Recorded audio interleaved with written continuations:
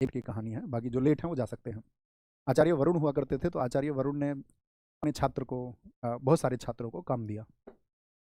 तो उसका प्रश्न था बहुत सारे छात्रों में से कुछ छात्रों को, वो कहते थे कि जी हम एकाग्र नहीं हो पाते हैं, और पढ़ाई तो हम करना चाहते हैं, कामयाब तो हम होना चाहते हैं, लेकिन उस ट्रैक पर बने ही नहीं रह पाते। कभी कुछ बीच में आ जाता है, कभी कोई हमको अच्छा लगने लगता है, हम उससे घंटों बातें करने लग जाते हैं, कभी हमको घूमना पसंद होता है, कभी हम इंस्टाग्राम चलाने लग जाते हैं। ऐसी समस्याएं उस समय पर भी कुछ रही होंगी जो मन मोहते होंगे।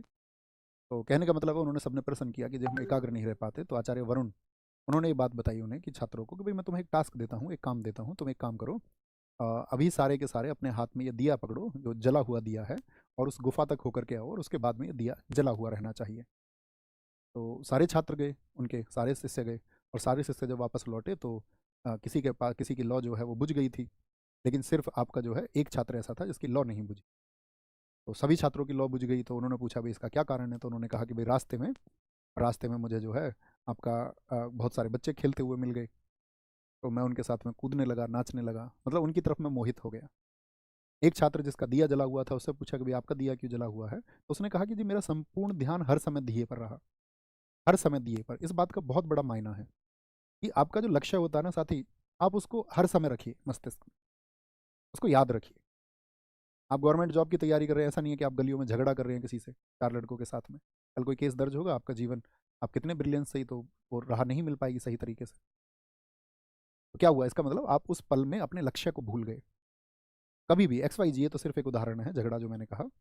या आप सोच सकते हैं, कभी भी आपने अपना समय कहीं पर, आपने 1.5 घंटे इंस्टाग्राम चलाया, आपको देखना है आपका लक्ष्य ये नहीं है।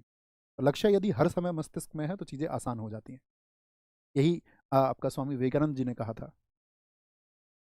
जब एक व्यक्ति उनके पास आया, उसने कहा कि एकाग्रता का क्या रहस्य है, तो उन्होंने कहा कि तुम मेरा थोड़ी देर एक काम करो, कुत्ता घुमा के लेके आओ। अब जब कुत्ता घुमा के लेके आया, तो व्यक्ति तो ठीक था, कुत्ता बहुत हाँफ रहा था। उन्होंने कहा ये कुत्ता इतना क्यों हाँफ रहा है, बताओ। उन्होंने कहा जी इसे जो भी चीज़ दिखी है उसकी ओर भाग दौड़ा, जो भी इसे दिखा है उसकी ओर भाग दौड़ा। हम दौड़ते हैं, ऐसा नहीं कि मैं ऐसा नहीं था, मैं भी ऐसा ही था। हम सबके लिए चीज़ें मोहित करने वाली होती हैं बहुत सारी, हम सब एक जैसे होते हैं, मनुष्य जीवन लगभग एक जैसा होता है ना। तो उसने कहा कि भाई ये जिस चीज़ को देखे उसकी तरफ दौड़ चले, और उसकी तरफ दौड़ चले, तो यही इसके हाफने का कारण है। आए तुम भी हो, व्यक्ति से कहा, लेकिन तुम हाफ नहीं रहे हो।